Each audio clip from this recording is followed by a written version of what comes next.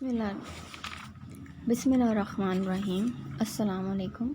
Hope you all are fine and are very good at your health. This is your online lecture from Dar-e-Rakam School Systems. In the previous lecture we have discussed about how important was the work of Sir Syed Ahmad Khan to the development of Pakistan movement in the 19th century. In the previous lecture, we have discussed about the early biographical details of Sir Syed Ahmad Khan and his beliefs, his work, and his struggle for the betterment of Muslim community in the subcontinent, and his relationship with the British. And then we have discussed about how he was curious and how he was enthusiastic about the education of the Muslim community, and how he convinced the Muslim about the religion and the relationship of the Britishers with the Britishers and the commonalities of both Islamic religion and Christianity religion. Later on, his work on the language and his idea about the two-nation theory that gave the base for the separation of the subcontinent, and it later gives the courage to the other leaders and gave a base to the other leaders to think about this idea.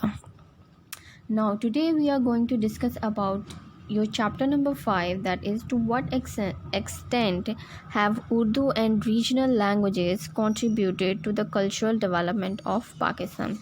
Before starting this, we have some key points that we will discuss during this lecture, that is introduction, history, Urdu as a national language, regional languages, and a small documentary video that will help you for the better understanding of these regional languages and its contribution. And starting with the introduction.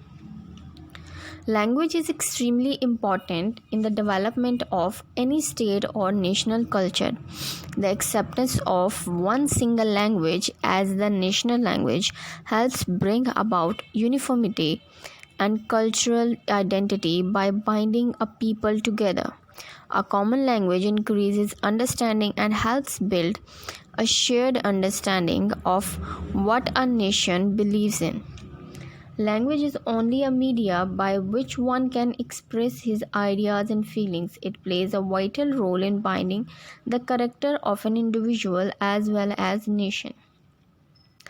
Languages bring closer each other and creates a sense of harmony among the people. In Pakistan, many languages are spoken, but the national language is Urdu. It is relatively new language, and over times in the subcontinent have spoken a wide variety of the languages. Moving toward the history,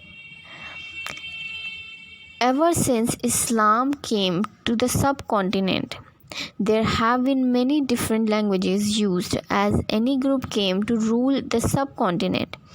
They brought with their own languages such as Arabic, Turkish. Effective rulers appreciated the needs of the foster and understanding of art and literature. And so it is not surprising that these new languages took root and spread. Any group came in the subcontinent, they brought with them their own languages. Translation of Quran from Arabic to Persian is an important event in the history languages of the subcontinent. Urdu. Starting with the Urdu, as we all know, that is the national language of Pakistan. When the state of Pakistan was set up, its constitution stated that Urdu was the national language, as it was to be the symbol of unity between the different regions of the country. It has long been considered that language of the Muslim of the subcontinent developed by combining many other languages. It became widely used in the Mughal period, but dates back as far as the era of Sultan of Delhi. Urdu evolved over a period of centered by cultural between local people of the north of subcontinent and Muslims of Arabia, Iran and Turkey. The base of this language is Prakrit and Aryan language. The script of Urdu is modified form of Persian. Urdu is a word of Turkish language and its literal meaning is camp. In the 20th century, Urdu was played a major part in the struggle for independence. The Britishers made English the official language of the administration, but some of the educational institutions such as Fort William College took an interest in the Urdu language and promoted it. Progress of Urdu. Due to the effort of poets and writers during different periods of history, Urdu progressed well and reached almost all parts of the subcontinent in the 16th century. The Muslims from time to time brought about changes and amendments in it to make it more simple and easy to understand according to their needs and requirements.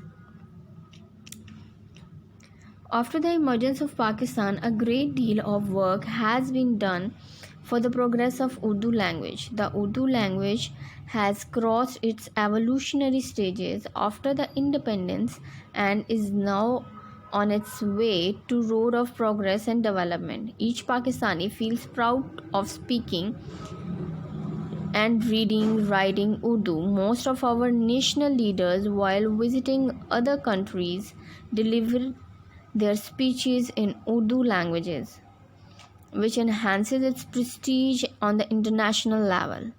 Several committees have been formed for the level. Being the national language of the country, it is the binding force between different parts of the Pakistan. Now, Urdu as a national language.